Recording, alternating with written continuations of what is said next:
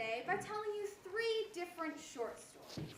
So the first story is a pretty typical one for my household. It begins, and I'm at home, staring at all the many unread books which I own, when suddenly this idea forms in my head. I want a new book. Now, I don't need a new book, but I want one, badly. And there's only one place I can go for that. Barnes & Noble Booksellers, my favorite store. It almost makes shopping fun. However, I can't drive yet, so I saunter over to my mom, and she hates shopping. And so I try to convince her to take me. What do I say? I tell her all the reasons why it's an absolutely wonderful thing for her to do. So the store has good lighting. They have a Starbucks so you can get coffee. You can sit and read while I browse. I neglect to point out the other facts in the case at hand. The facts like, I already have many unread books. It's a waste of gas. My mom would save money making coffee at home. But it doesn't matter. When I speak to her, I make it sound as if taking me to the bookstore is something vitally important for both of our lives to continue. And if it doesn't happen, the world's gonna explode.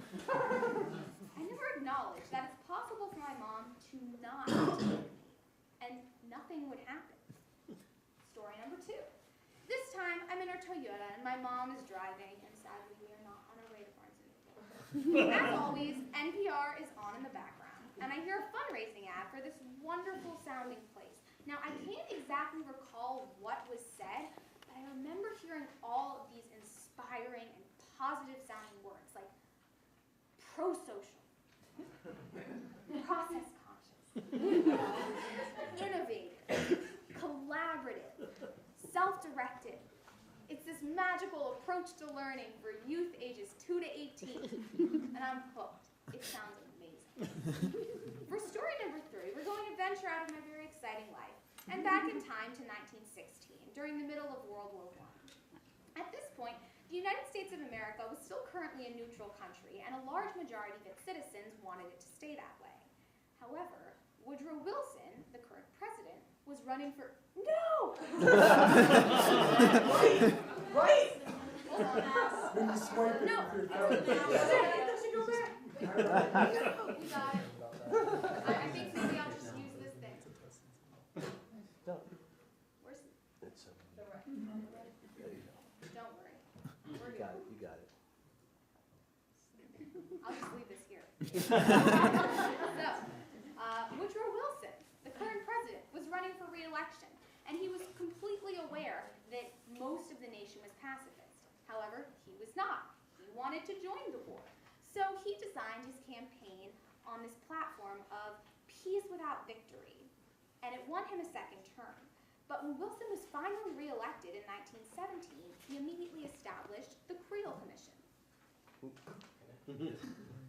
Yeah. This organization disseminated all kinds of manufactured information through pamphlets, posters, and speeches to the public. It was specifically designed to draw intense public hatred towards the Germans, hence, destroy this mad brute. It also wanted to stimulate the war effort in young men to join combat, and it worked. Wilson had no trouble getting Congress to declare war. So you may be wondering, what do all these stories have in common? Well, they're all about influencing people. Influencing people to think the way you want them to think, to see your point of view, or to join your cause. Now, this influencing can vary from being targeted and plotted, like in the third example, to unplanned and natural, like in the first. Or it can simply be positive and truthful, like in the second. So you've probably already seen a program, and you saw my first slide, so you know what this presentation is about, but I'll say it anyway, real dramatic. This is propaganda. I was inspired to do my symposium on propaganda because it was a word I'd heard tossed around for years and years, but I never really understood what it meant, even though I pretended I did. Mostly, I heard it used with reference to the past, to World War II in particular. And so I assumed I'd be up here today telling you about how bad Nazi propaganda was and how we all hate Hitler and whatnot. And I thought I'd end by saying that propaganda is an evil to all of humanity, and that it's a good thing we don't have Nazis running around taking advantage of our emotions, right? But then I actually started to do some research, and I started to look at our society, and it was as if these blinders had been taken off of my eyes, because propaganda is not just a thing of the past. Propaganda is a human tendency. It's a part of human nature, and it's everywhere you look. Because of this, propaganda itself, it's not a good or a bad thing. It's how and why propaganda is used that define its morality. But even then, our view of propaganda is subjective, based on what we believe. So today, I'd like to first define propaganda and discuss how it works by giving you some examples, and then I will examine the implications of its use and its role in our society, and finally present a few ways in which we can deal with the constant propaganda in our lives. So people influencing each other has been around since the beginnings of organized society, and some of the earliest writings of persuasion actually date back to the Greeks. However, the word propaganda was not actually invented until the year 1622, when Pope Gregory XV used the word to describe the work his organization called the Office for the Propagation of the Faith was doing. Basically, this office was made up of a bunch of missionaries who were concerned with negative connotations which the Catholic Church had been receiving, and they wanted to ensure that the faith was spread with them in the most positive way possible. The word propaganda was then used kind of sparingly in the next 3 centuries or so, but it really skyrocketed in use during World War I and World War II. With this increase, however, also came the increase in the negative connotations the word received. Every dictionary source I've looked at defines propaganda in a slightly different way, so I was motivated to come up with my own definition that I think fits the word best. Now, while I read you my definition, try to imagine that you know nothing about propaganda and its implications. So basically, just forget what I just told you. Here is my definition. Propaganda is the spread of a specific opinion, idea, or viewpoint by a person or organization with the general intent of evoking a particular reaction in a given individual or audience. This is kind of wordy. So simply put, propaganda is how individuals or groups try to influence others to think or behave the way they want. Now, thinking about this, the way I instructed, does this sound so terrible? Not to me. People influencing each other is kind of how we operate in society. Now, propaganda is generally recognized as being biased and one-sided information, but this makes it very easy to understand. Because when something is one-sided, it's in this very story-structured fashion, which humans latch onto easily. We all love a great story, and we're taught to appreciate them from almost the moment we're born. Upon a broad examination of human nature, it's quite hard for any information that's coming from one person to another to not be propaganda. We're opinionated creatures who try to make sense of the world around us, and it's easy to do this when you have something explained to you in this one-sided, story-structured fashion. Propaganda has been studied as a science since just before World War I.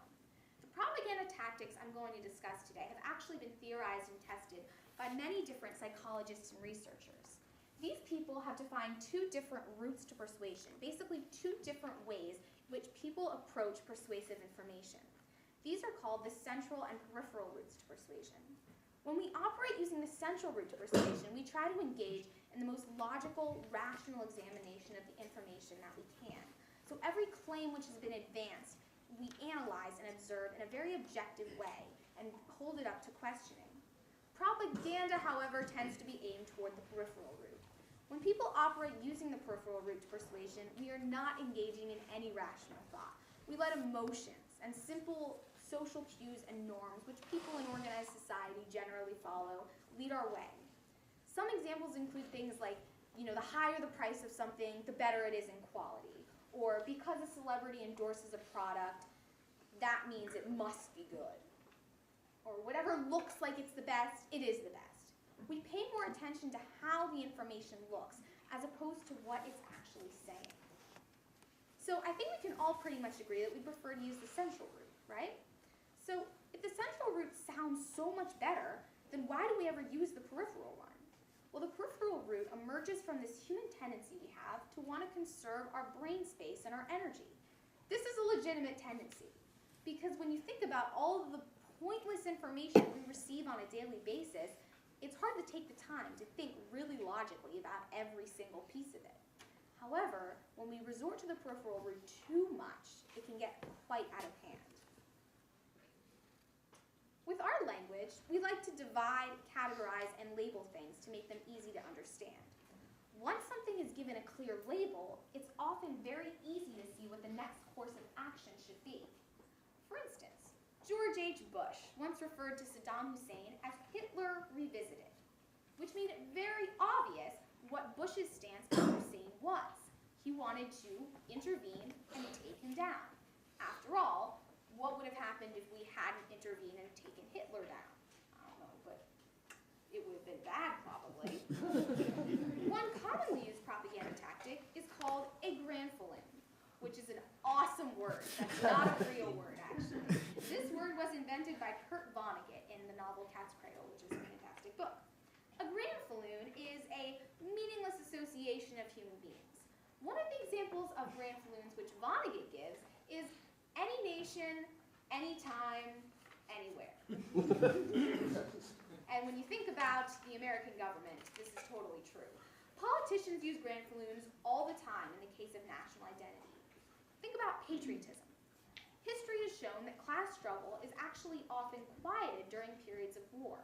While some of that is due to the war-stimulated economy, another reason is the illusion of patriotism, which often masks the real reasons for the war. Propaganda also creates glittering generalities, which are words or phrases which have a positive connotation but are ambiguous in the context in which they are used. During the Vietnam War, Richard Nixon called for a, quote, peace with honor. What did this mean? Well, for some people, it would mean withdrawing the troops. For others, it would mean sending more firepower, more bombs. No one really knew what Nixon meant, but everyone assumed that he had the right idea. A particularly jarring image could also really drive home a propagandistic message. For an example, take any charity. When charities send out letters for donation, they often include pictures of, malnourished children, horrible living conditions like huts and hovels, or the aftermath of a natural disaster. Now, this is the truth, and it's quite sad, and anyone with two functioning eyes and a heart would look at these photographs and feel very compelled to send money. They play with our emotions. So why is human emotion so easy to manipulate? Well, human emotion is very easy to manipulate for two reasons that I have identified. One, it's impossible for us not to feel emotion. Anytime we look at something, some emotion will show up. It's just a natural human thing. We feel emotions. So I'd like you to think about how you feel when you see this. None. Oh. I'm glad that no one went, eek, rats, because rats are awful. What about this? See, and everyone has different experiences. There we go. Two, when people are feeling overwhelmed with emotion, we are very apt to use the peripheral route to persuasion. And remember, the peripheral route is the easiest way to be persuaded. Now, I'd like to talk about Hitler, because you can't do a propaganda presentation without this guy. He recognized these tactics through his study of American propaganda from World War I, and he was very impressed with what he saw, because it was much stronger than anything that the German nation was turning out. This raises an obvious question, which I'm not going to answer, but I think it's cool. Would Hitler have been as effective if he had not employed American propaganda tactics? Would he have gained as much power? Would he have had as much influence? Hitler was of the belief that all human beings, which he called the masses, were ignorant, only guided by emotion and herd instincts. He says propaganda's effect, for the most part, must be aimed at the emotion and only to a very limited degree at the so-called intellect. We must avoid excessive intellectual demands on our public. The receptivity of the great masses is very limited. Their intelligence is small, but their power for getting is enormous. At his rallies, Hitler would tell stories that would generally evoke emotions like anger or fear. And when we have unwanted emotions like fear and anger show up, we generally act with one goal in mind, removing that emotion. Hitler would then present his one solution, what he said was the only solution, to this as the way out of the emotions. And we all know how great his solution turned out to be. Hitler's thoughts on the masses are actually quite similar to those of Walter Lippmann. Lippmann 1917. Even before Hitler, Lippmann said that he believed a revolution in the art of democracy could be used to manufacture consent. What he was saying was that the best interests of the public were always overlooked by the public themselves because they are too stupid to see their own best interests. Therefore, an educated elite, through propaganda, must drive them towards a future they are too dumb to see for yourselves. I just used two words you could never use at OC. I'll admit, the logic to this is actually kind of compelling. It's the same logic that says you shouldn't let a 4-year-old drive a car. But then I started thinking, wait, this idea is incredibly scary. First of all, we all know that nothing really separates us from this elite, except for power and money. And this view of society makes it impossible for any real progress to be made. When has any system of the few making decisions for the many really broken down? Now, our current society doesn't exactly view the public as ignorant, but it does come close many times. Look at the media, the news, the internet, and you will find propaganda everywhere. It is hard to find information that has not been packaged to look a certain way. Our current situation in the United States could be described as an ignorant spiral. The growing implementation of simplistic and peripheral propaganda in society has caused us to revert to using peripheral routes of persuasion more often. It becomes this self-fulfilling prophecy, and we could be slowly creeping closer and closer to the vision of a bewildered herd which Lippmann imagined. However, I'm not going to get ahead of myself because we're not yet doomed, but we're also not in the clear. I believe that our society is at this point where what we choose to do next could be very important for our future. Here's what we have to work with. We can't just say no to engaging in propaganda. As I've said, propaganda is a part of human nature. It's a natural human tendency. If we said no to it, we'd also be kind of saying no to our democracy, which says that rival points can compete in the open. It's also hard to see our cultured and our highly commercialized society regress. Here's what we can do. Now that so much information is specifically packaged and tailored to look or sound a certain way, we have to receive it. There's this whole added layer to receiving information in which we actually have to first evaluate where we're getting the information from before we can start really latching onto it. We can ask ourselves questions and try to use the central route of persuasion as much as we can. So this means not letting our emotions get the best of us. When we receive information, we must, and I'm sure you've all heard this a billion times, take a step back and think before we act. However, I wish to make it clear that I am not in any way suggesting that human emotion is a negative thing, because it isn't. We need emotion. Emotions always show up. If it weren't for human emotion, I'm sure that we would not be here. I mean, I don't know how you were born, but I'm assuming there was someone who was I'm simply advocating that we notice our emotions for what they are. And in this way, we must blend the central and the peripheral routes of persuasion. So here are the questions we can ask ourselves. First of all, who is the communicator and what do they have to gain? Why is the information being presented in such a manner, and is there a better way? And finally, what are some arguments for the other side? Is there another side? Now, I've only shown a small sample of our society's propaganda. Propaganda goes beyond just the news, the government, and advertising. It's used in many areas of society, such as education, healthcare, entertainment, and so on, as well as by our families and friends. I'm sure you've experienced someone who wouldn't shut up about, an amazing book you should read, or a life-changing movie you should watch. I could have done presentations on all of these, but I want to look at the big picture here. It's hard to imagine living in a world full of only objective information. Propaganda is natural. For better or worse, it's always going to be here. It's one of the ways we communicate. Sometimes it's obvious and rude. Sometimes it's subtler, nicer propaganda, like open connections, which simply advocates what it believes in, but it exists. It's up to us to be careful, educated, and aware in and of its presence. Look at this presentation. I just gave you 15, probably now 20, minutes of propaganda for learning about propaganda. I wish to leave you now with a quote from the Buddha. He says, "Believe nothing, no matter where you read it or who said it, no matter if I have said it, unless it agrees with your own reason and your own common sense." Thank you.